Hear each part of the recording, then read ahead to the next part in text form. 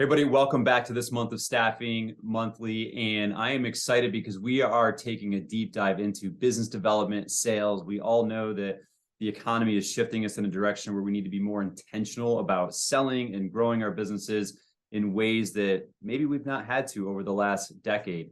And I'm actually looking outside of the industry. There was somebody that came across my LinkedIn feed that I thought was pretty interesting. In fact, his story is fascinating, and we can all learn something from it if we're trying to figure out the way to optimize processes and a CRM maybe, which is kind of a hit or miss with the staffing industry, with the ATSs that are out there, and actually looking at the data, as you know, that I love, and how do you use that data? How do you analyze it to feed your strategies that will eventually feed your tactics and so on? So I'm really excited to actually introduce Dan Potenzieri onto our show. He is the regional director of Post University, and they've been around a long time. I was actually excited to see their history, 1890, and their mission is to basically deliver an exceptional educational experience with very customized support. So I feel like it aligns with what we're trying to do here with Staffing Mastery and Staffing Monthly, delivering that kind of high-end educational content. So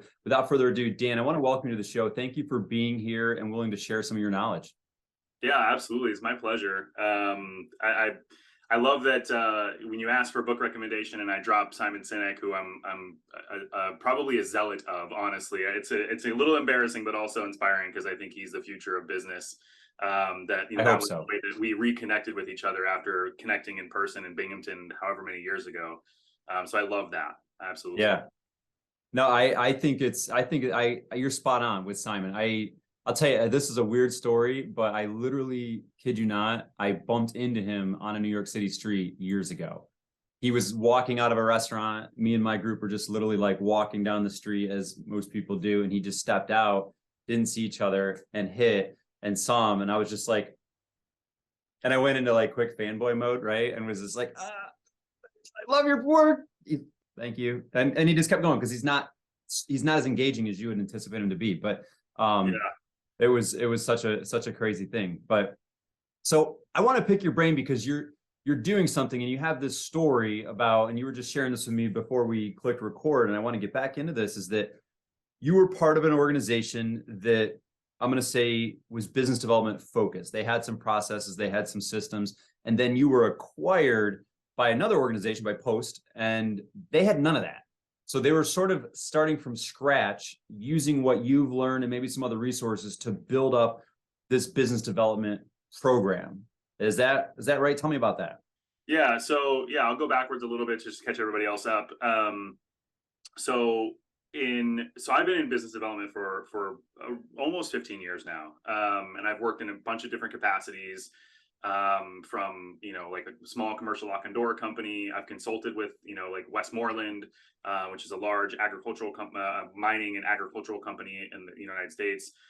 So I've been very deeply entrenched in business development for the better part of my professional life.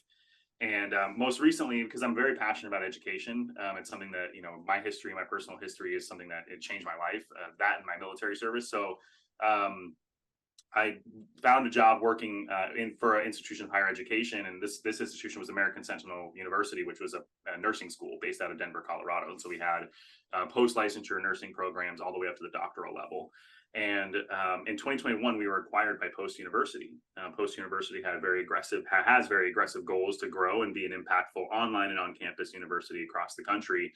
And they felt like, which a lot of institutions of higher learning nowadays feel, which is healthcare is the future. And so they saw an opportunity to take a really great team. And at American Sentinel University, we had a really high functioning business development process in place. The CEO of American Sentinel University was a businessman. And so he understood the value of what basically a B2B, B2C outboard sales team could do for the organization. And we built and functioned a lot of what we did at American Sentinel University from that perspective. And so the BD team was the tip of the spear. Well, in 2021, when we were acquired by Post University, they were an institution of higher education that had never had an outbound sales team, a remote nationwide based sales team. They didn't understand how the partnership process worked. They didn't understand the capabilities of a BD team, right? And through the acquisition process, we're realizing like they don't have a CRM for a sales team. They only had a CRM for a student population, right? An admissions team. And so we're basically kind of having two cultures clash with each other at the same time. And I think Post University understands not only the value of the nursing aspect that they brought in when they acquired us, but also the business development team, because they Right. immediately invested millions of dollars in additional resources to grow our team from 10 people to 25 people, and with with a strategic plan to grow us to a team of 50 across the country. So they understand the value of it. But as we are coming together, we still don't, as 2 years into this merger, we still don't have all the resources we need, because they're trying to figure out and learn what we need that will also integrate with their processes. So like we don't have currently, we don't have a customer client tracking system. So everything is still done with like Excel sheets. Hey, don't bash Excel. I love Excel. I love it. Listen, I love Excel, but the problem is, so here's the challenge with Excel, right? So, and this is where it causes a lot of, and I won't say like stress, but challenge managing our teams, right? Because I manage 10 people directly, and I have about another 15 indirect, right? And so the challenge with this is, if we hire somebody and they decide to leave, I've now lost all their communication, all of their contacts, all of their progress, everything they've done. And so that is a really big risk as an organization that's trying to grow and strategize, because they're handling a territory that could be, let's just say, like the state of California. That's we have pipelines, right? So we understand where our students are coming from a data analytics perspective. We can track enrollment data across the entire country. We said that that's a huge pipeline. We just had somebody work 18 months there and then leave. Well, now I don't know who their contacts are. I don't know what they've done. I don't know what they've promised. And because we don't have that CRM that manages that piece of it, it's a huge risk for the strategic, plan moving forward for our organization. So that's actually, this is going to be more relatable than you would probably think, because in the staffing industry, the central software, probably similar to academia, it's not sales focused, it's candidate focused, because it's recruiting. So you're focused on the candidates, and it's aptly named the applicant tracking system, right? And everyone out there tries to have a CRM component to it. I've never found one that I love. Not to say that my beliefs or vision on what it should be is the right way, but it's the way that I would like it to see. Or I'd like to see it, and I've never seen it. So, but most staffing agents I talk to are dealing with that same situation, or they're working on Excel sheets, or they're working on kind of some variation of notes or whatnot. So I think we're coming at it from probably a pretty common experience in this industry where you're at. Yeah, I mean, so Campus Nexus is the CRM that PostU is using, and I've used in the past Salesforce. At American Central University, we had D365, Dynamics 365, which is a Microsoft product. Yep. And what I'm hearing and what I'm seeing right now is HubSpot seems to be like the future CRM, because it's kind of like almost like a Wix website builder, where it's like, okay, you have a blank slate and you can say, I'm going to pull this piece and this piece and this piece. But integration is always going to be the number one challenge, right? That's like, that is the pain point for everybody, because you have different functioning teams that all need to operate from the same single source, but they each need their own individual functionality, and IT teams only have so much bandwidth, right? And so that's kind of the reality that we're faced with right now, is this, how can we get every team everything that they need and all make it function so that we can pull and analyze and grab data from that one place? And that's what's a big pain point for us right now. We just went through a whole project management project to try and it took us 3 months just to do the discovery phase of this, right? Like, here's what each team needs. It took 3 months just to figure out what we needed before we actually took action on that. So huge pain point, huge, I would say probably strategic business threat, not having the resources and tools we need, because then everybody's expending 10 times more of their time, their time of resource, to just get this stuff completed. And then again, if somebody leaves, or if somebody goes on short-term leave or something, I don't have anything. I have no idea what they've done or what they promised. And so it's a huge challenge for us, for sure.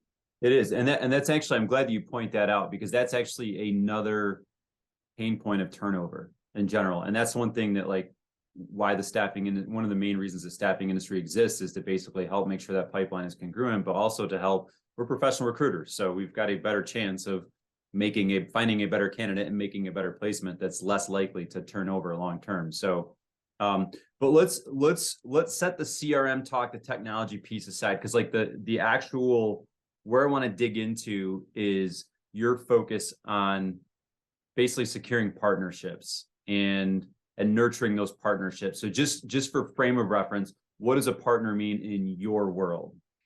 So yeah, so in the university world, a partner means it's basically a B2C relationship, and it's one where we have an agreement that we've signed with them that says, hey, in exchange for our relationship, we're going to provide educational professional development tools and resources, either at, like, for example, let's say they have people that want to get their MBA program, we'll reduce the cost. We'll provide that extra benefit. We'll give them some additional, like financial benefits there. So not only reduce the cost, but we'll also do like tuition deferment if they have like tuition, because a lot of companies these days are doing like tuition reimbursement benefits and things like that for time that they commit to. So, I'll give you 5250 is usually the tax limit for most organizations. Right. So I'll give you 5250 in educational benefits a year, but you have to give me 2 years in return, kind of a thing for each year that I give you.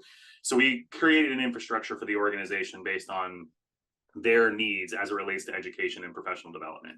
And in return, they allow us access and opportunity to essentially market their employees.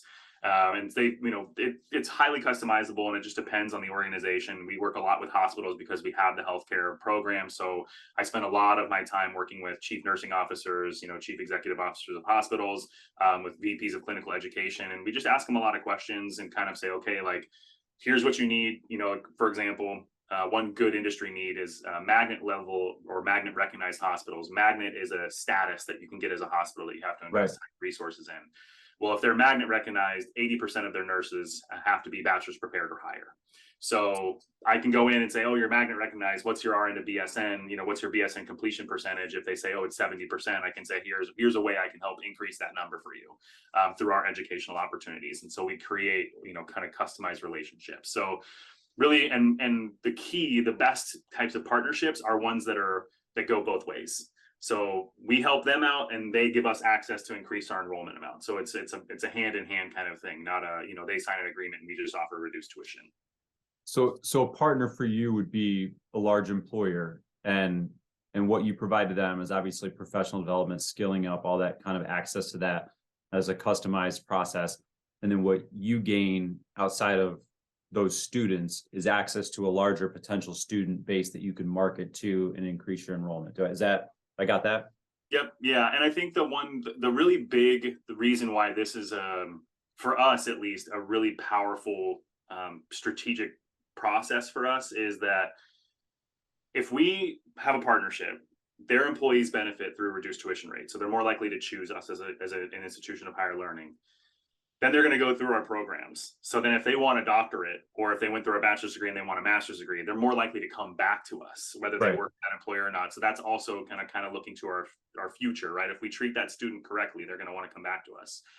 The employer then benefits because they're utilizing their tuition reimbursement benefits. So they're retaining those people because they have to be retained to get employer benefits. So it really creates a full circle kind of environment where and their employees are upskilling at the same time. So they're not only being retained, but they're being upskilled, and they're getting the tuition at a reduced rate, and then we're getting a student population that we can build and grow from. So it's kind of the best possible scenario for all three parties involved: the institution of higher learning, the employer, and the employee. So that's fascinating. There's actually there's some parallels, I guess. So when we're in staffing, when we're selling, we're also selling to large employers typically. It doesn't have to be large, but an employer, usually larger, that has a workforce big enough to need employees. And they obviously, when we're selling them, the benefit they get is not necessarily skill development, but they typically get professional recruiting resources. But we don't really have the marketability function on the back end. But that being said, I think there's enough parallels. So who is you or your team calling into to initiate that partner relationship, kind of the sales call, if you will?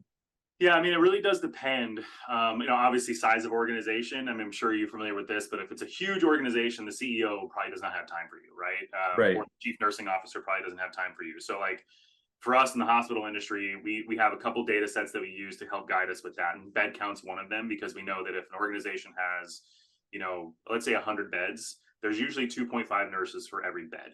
So we know if they have 100 beds at a hospital, that's 250 nurses that are at the very least, or 2,500 nurses at the very least that are on staff for those 100 beds, right? So and that's a pretty significant count, because then not just nurses, but I mean, I'm talking all of your support staff for all of that.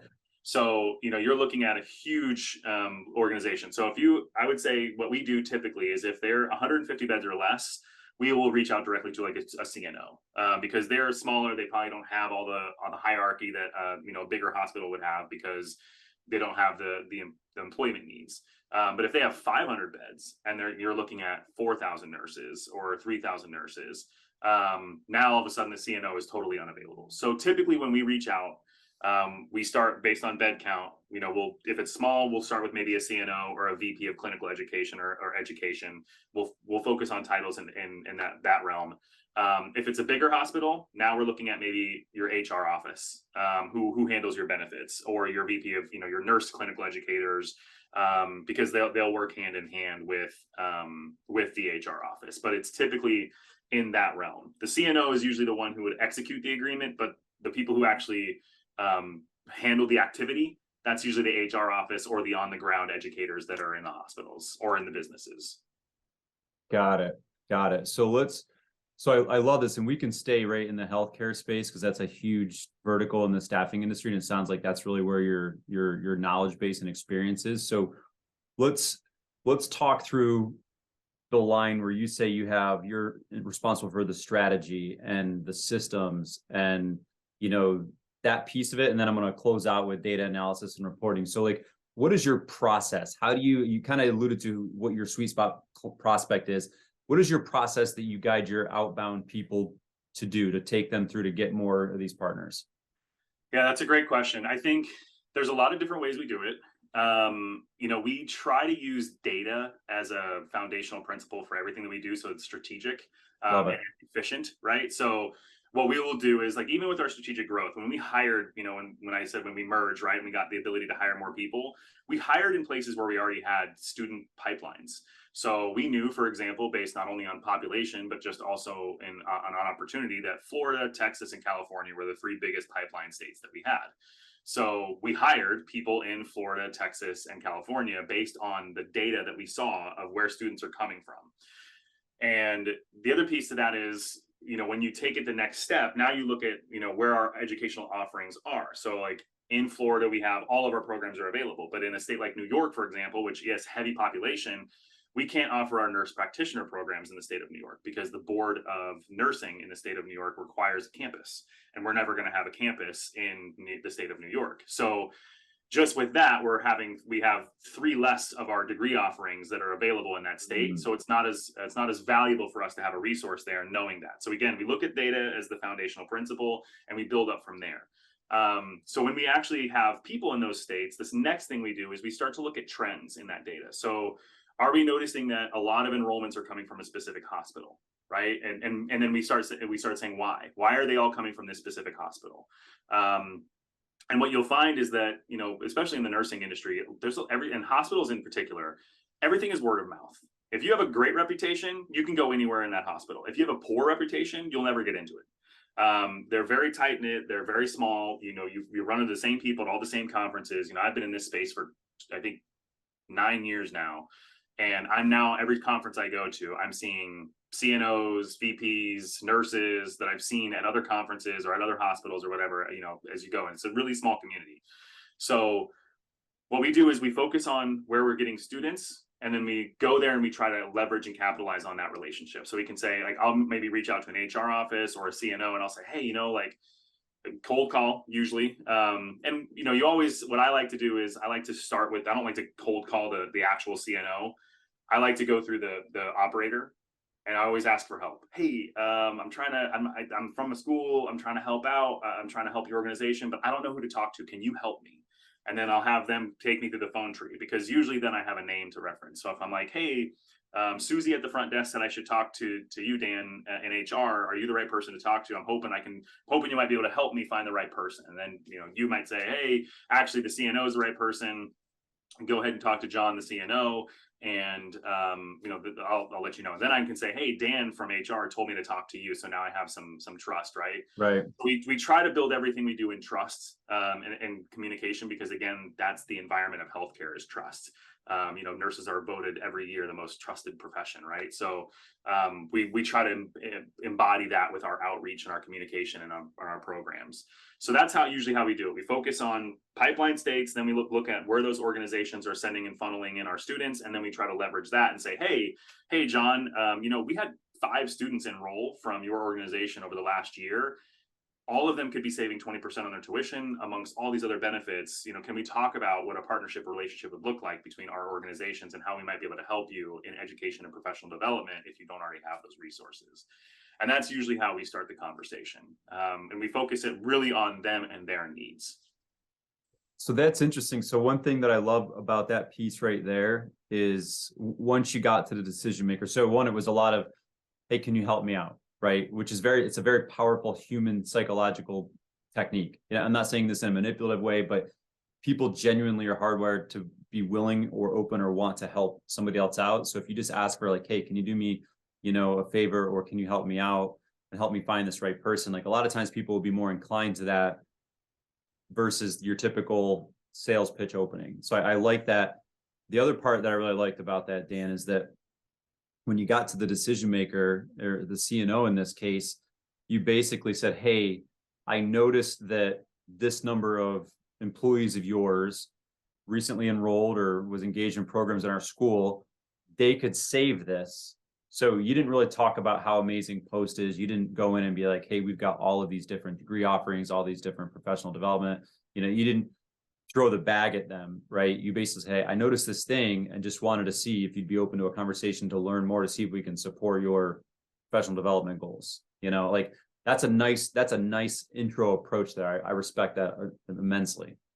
Yeah, the other thing that we do when we actually do have, the ability to sit down with a decision maker, and I actually learned this from my mentor way back when, Arel Moody. I'm not sure, you may know Arel, right? So I do. Arel is great, man. Yeah, he's amazing. Great. So when I first started out as a speaker, one of the things that he taught he had this sales superhighway is what he called it, but it really can be boiled down to a couple of different things. But the one strategy that's always stuck with me that has been unilateral, and it doesn't matter what you're doing. If you're having a conversation with somebody for the first time and you're trying to present solutions to them or a product to them, the best way to do it, and this is what he taught me and I've used to great success, is to ask a ton of questions.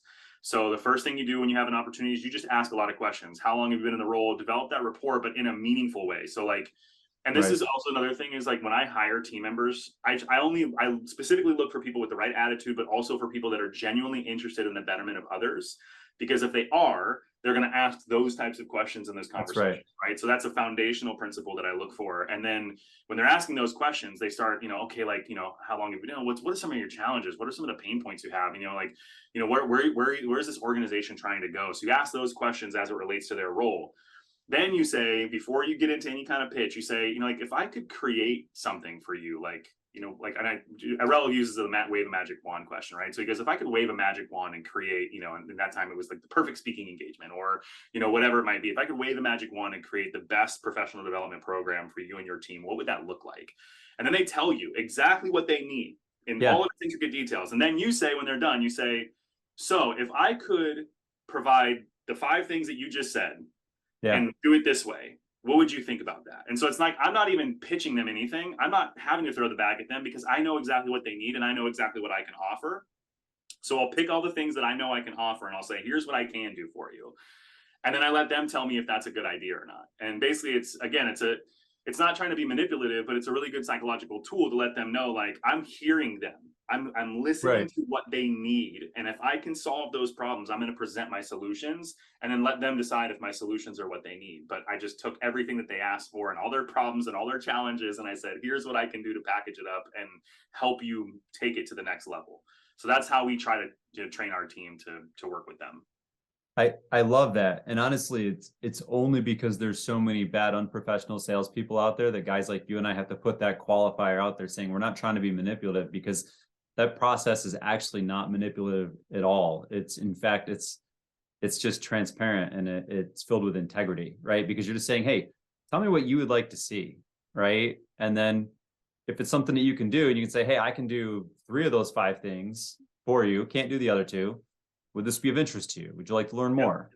Yeah, that'd be great. What would that look like? Awesome. It would look like this. What do you think? You know, like it's just a natural way to communicate with people. And instead of just saying, hey, well, I can't do those 5 things. I can do 3, but I can do these other things over here that are really amazing. And like, you should totally do it because like they're amazing. And if you don't do it, you're foolish. Like, and I mean, obviously I'm emphasizing for effect, but like a lot of salespeople go in that direction. They try to oversell stuff that the client doesn't care about. Right. Yeah, I have made the mistake many times. I one just minor story about how not to do this.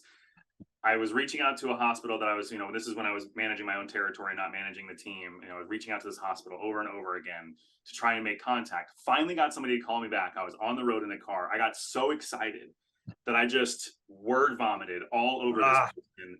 And to the point where I didn't let her even speak. I New York talked her the whole way, just blah, blah, blah. Didn't take a breath, didn't anything. And I hung up with her on that call, like after the call ended, and I was just like, there's no way she's calling me back. There's just no way, because I knew nothing about her. I knew nothing about what she needed. I knew nothing about the challenges that she had. All I did was just threw everything at the kitchen sink at her and hope that she could catch something. And I mean, it just blew up in my face. And to this day, that person has never, ever returned a phone call, and we still don't have a relationship with them. And again, it's just one of those things where you make that mistake, you learn the hard way. And now it's like every time a client calls or I get on the phone, the first thing I do is take a deep breath. Even though it's an awkward pause, I take a really deep breath. And then I'm like, all right, questions. And I just start thinking of the things that I want to know about this person and how I can, and like, how I can help make their life better or easier with things that I have at my fingertips. Yeah. And it's actually got to be a little bit easier in your industry because you're calling into an industry that is used to diagnosing first, right? They ask a whole lot of questions, they gather a whole lot of information, and they will diagnose before they offer a prognosis, right? Like that's the industry. So like, and that's always, I always love, like when I'm training sales, like I always love the analogy of like a doctor. Like, you're going to go in, like if you walk into a doctor's office and you're like, my back hurts, they're going to say, okay, well, what happened? What were you doing? When did it start hurting? Is it hurt all the time? Is it intermittent? Does it hurt when you do this? Does it hurt when you do this? Like they're going to ask you a million questions because they need to really pinpoint it, because if they get it wrong, it could have major consequences, and in the staffing industry, I always say the same thing. Like if you go in there and you don't really understand their issue, and then you offer a solution that doesn't really match, or even worse, if we're not really equipped to solve their problem, and you make them believe that we are, and then you promise them false hope, and then they put that hope with us and we fail them and let them down, like that's the worst thing you can do, right? And I'm a super simple guy, so like I have like these 3 things. Again, training sales, it's as simple as like, you just have to first understand, do they have a problem? Is it worth solving? And can we solve it? Right? And like that's just the mindset. So when salespeople are calling on staffing clients or prospects, it's like, okay, the first thing I have to ask a lot of questions to understand, do they have a problem? And then once we affirm or deny that, then it's like, okay, if it's affirmed, well, is it even worth solving? Because some people will just live with problems, right? They will be like, yeah, I know I need professional development, Dan, but nah, I'm good. And you're like, what? Like you want to skill your workforce up. I'm offering you a great way to do it. You need it, but you're just going to live with it. And like sometimes it happens, right? And then the third thing is can you actually solve it? Sometimes people have a problem. Sometimes they know that they need to solve it and it's worth it, but you can't, you're not the one, right? And so then on the sales manager side, the sales manager is trained, okay, very clearly tell me what their problem is. And that's in order to be like a qualified sales opportunity, the sales rep has to go say their problem is this. Here's the business impact. Here's the symptoms, the business impact. Here's how it impacts the decision maker personally. Okay, sounds like there's a problem. Is it worth solving to them? Yes, it's worth solving. Why is it worth solving? And the salesperson has to know that, right? In order to report the lead back and the prospect. And they get into that. I'm like, okay, you clearly identified a problem. You clearly identified that it's worth solving. How can we solve it? Are we really the right partner? And the salesperson has to know our service well enough to know if we're a fit or not. And they have to advise them in the moment to say, hey, I believe that we can do this for you. Or, I understand your challenges. We're not the right fit. And they have to at least make a recommendation, or at least respectfully walk away. And it's all hinged on those 3 things that you kind of just covered down your pipeline. The other thing, and let's stick with this, the doctor analogy, because I think it'll lead to, like, naturally into our next topic, right? So a doctor is going to come in and they're going to ask you questions. But then the next thing they're going to do for you is they're going to get all your blood work, your body samples, whatever. Why do they do that? Because that's the data that they need to make a really logical next step for your treatment. And that's the other thing that I think is super important is, especially whether you're in hospitals or you're working in a different industry, it doesn't really matter, because the data will always tell you the truth and will always allow you to treat symptoms. And it works both ways, not only from the sales process perspective, but also internally with your own team.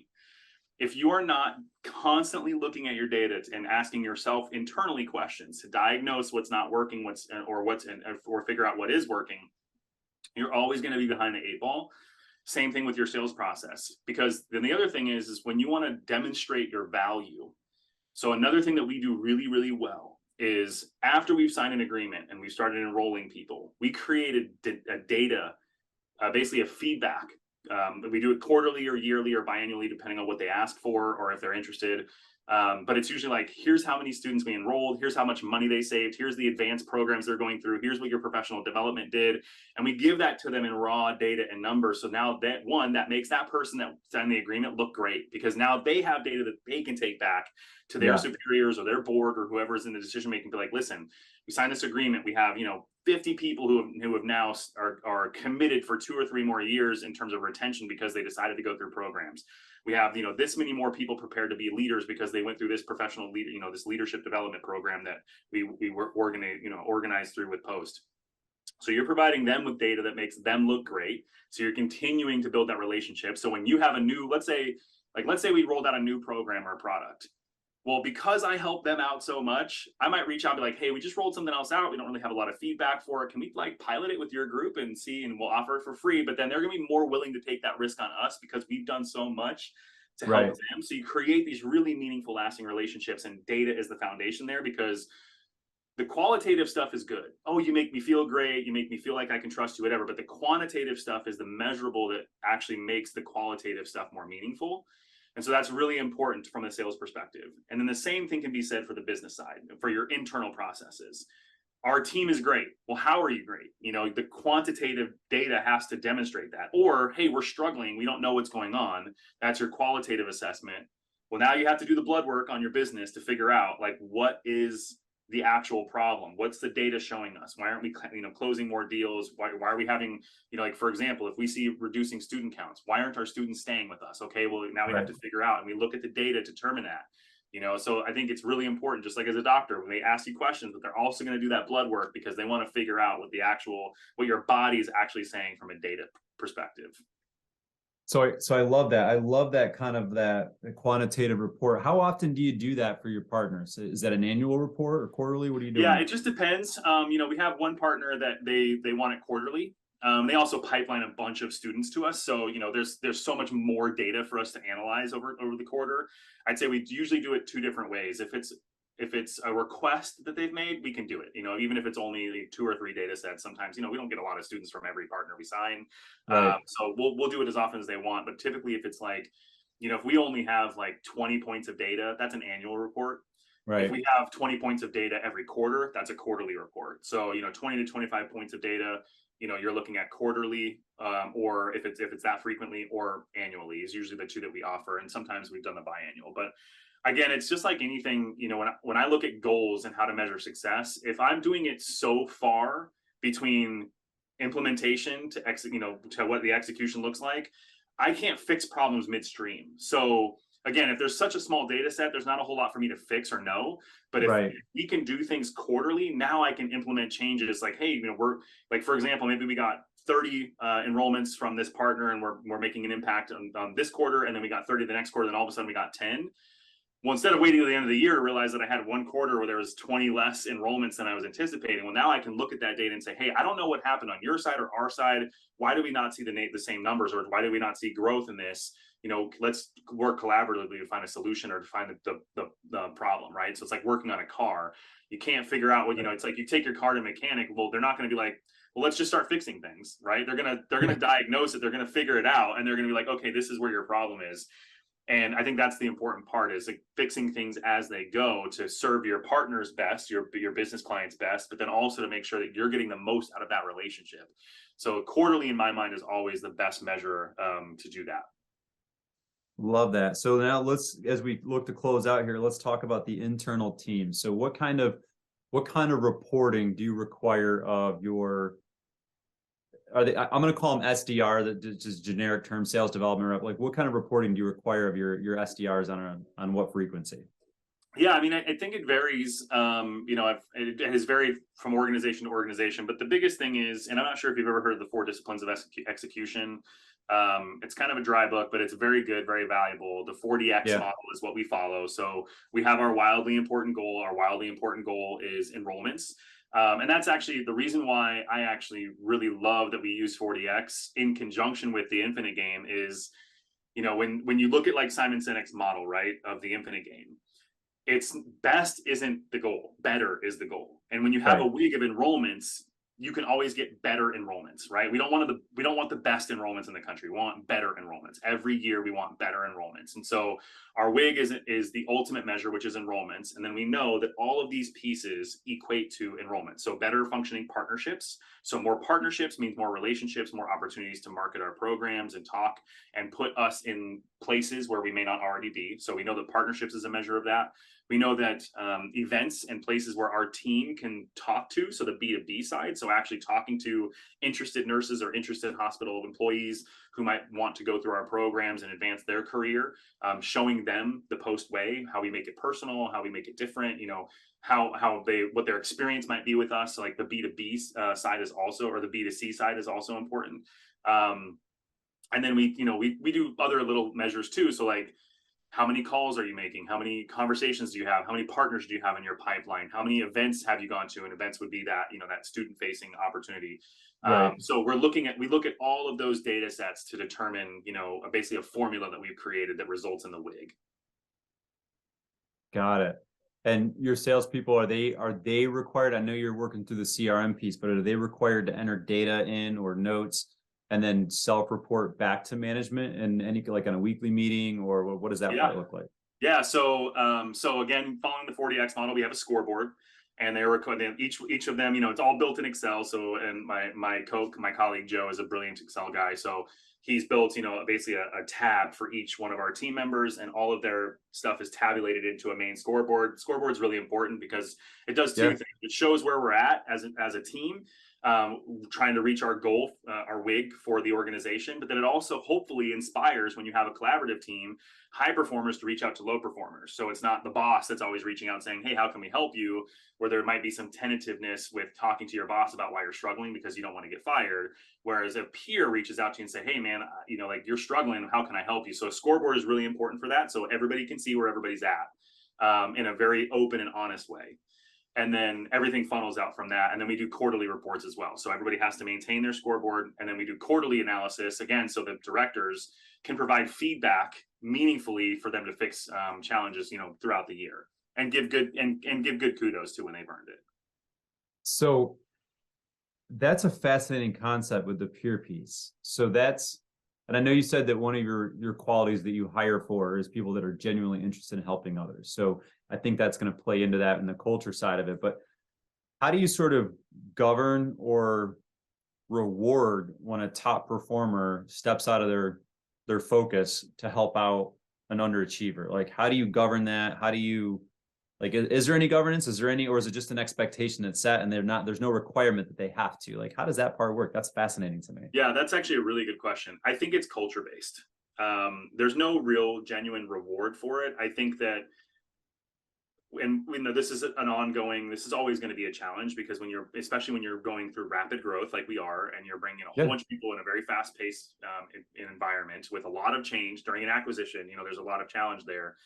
But I think that the foundational principles for us are trust, communication, collaborativeness between each other. And so I think we're not always great at it, but I think we try as best we can to foster a team that is collaborative. So we've set up, for example, a best practices call. So every other week, it's an open call. It's not mandatory, but it's where the team can just get online, and because we're national, so we're not all in one office.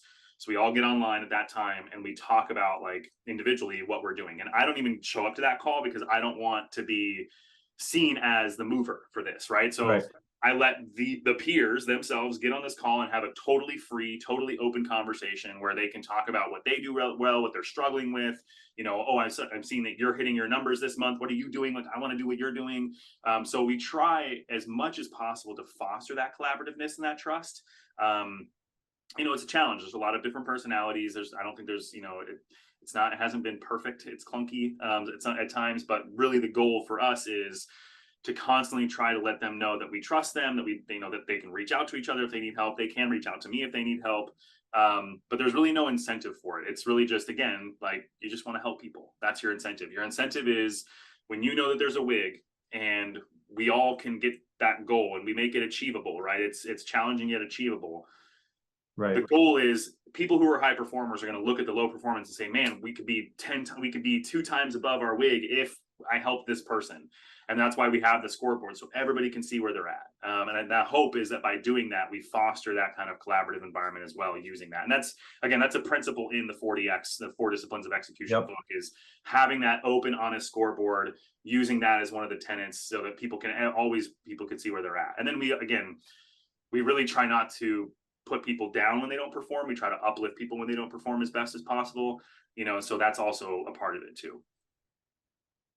I love it, man. And the fact that we're kind of wrapping up on a book recommendation is a good place to land this plane. So, and I can tell just from your conversation that your focus on culture is important, but also that better, not best is just inherent in what you're building. So I love it, Dan. I appreciate you sharing that knowledge and kind of explaining your process. I took some nuggets out of that, and I'm sure that everyone watching this did the same. So appreciate you being here. If anyone wants to follow up with you and talk book recommendations, talk about, you know, Simon Sinek, or learn more about Post University, like what's the best way they can contact you? Yeah, LinkedIn is great. Just at Dan Potenzieri on LinkedIn. I'm sure you can find me. We're connected, so they can find you through me, or find me through you. I have an Instagram as well. It's an old nickname. It's, you know, when I named Instagram way back when. So it's at Dan the Man Gannon. Really corny, but hey, that's easy to remember. It's easier to spell than my last name as well. So you can also reach out to me there. And then I'm not sure if you're going to post my name in the link when you post this video, but my email is also very easy. It's just dan.potenzieri@gmail. So they can reach me all 3 of those ways. Got it. I will post the email and the link to LinkedIn on the page here so people can get to you.